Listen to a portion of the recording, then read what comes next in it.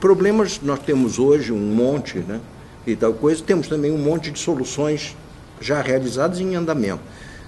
Mas, de qualquer jeito, o fato é o seguinte: o que representa a classe C em termos de pressão? Quer dizer, qual é a pressão? Quer dizer, a pressão vai aumentar, a pressão vai diminuir, o que vai acontecer? Quer dizer, nós somos um povo muito móvel, quer dizer, será que é uma questão de convencer as pessoas a pararem de encher o saco, ficar em casa, ou coisa que vale? Ou nós somos uma pessoa pouco móvel e, consequentemente, nós podemos esperar ainda muita coisa aí pela frente? Bom, nós somos um povo muito pouco móvel. Quer dizer, ou seja, nós temos muito mais pela frente em termos de crescimento de demanda do que nós temos de perspectiva de que as pessoas se acalmem. Quer dizer, o fogo não vai apagar sozinho, o fogo vai aumentar.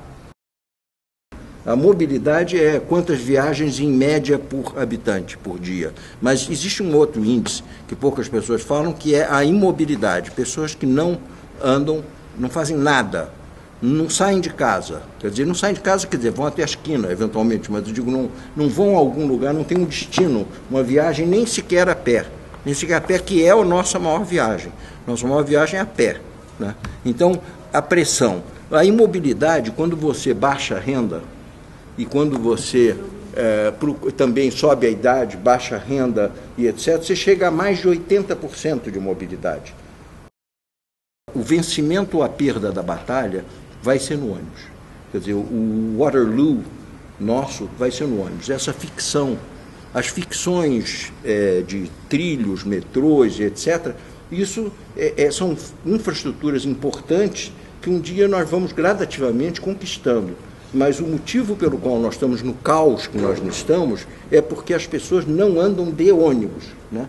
E muitas pessoas têm amplas razões para não andar de ônibus. Então nós precisamos focar o ônibus. É essa a questão.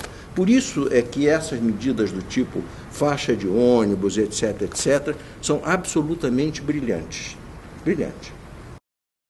VLT é uma solução fundamentalmente para os ricos.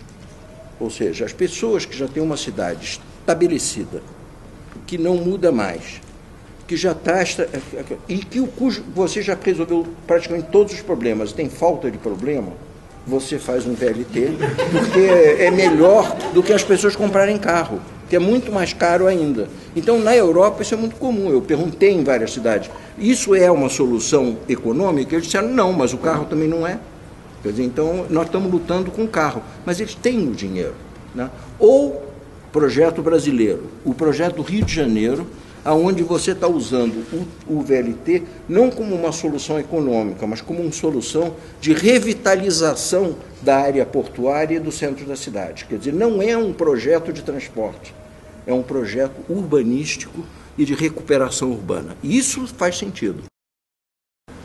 Se não houver uma melhora imediata do transporte urbano, que só pode ser feito de imediato, rapidamente, por ônibus de qualidade, essas pessoas vão sair do transporte público, que ainda estão, tá? E vão embora para o automóvel. Assim que melhorar a renda, é a classe C aparecendo. E a classe C está principalmente na região metropolitana, não está na região urbana só, está na região metropolitana. Então, a grande prioridade dos trilhos não é fazer uma rede parisiense densa dentro de São Paulo, é ir o mais rapidamente possível, o mais longe possível, para articular os núcleos de periferia, que é onde o trânsito de São Paulo tem como maior ameaça. A maior ameaça de São Paulo não é o indivíduo de São Paulo, porque esse já tem carro. A única coisa que ele pode fazer é ter dois. Mas ele só pode levar um de cada vez.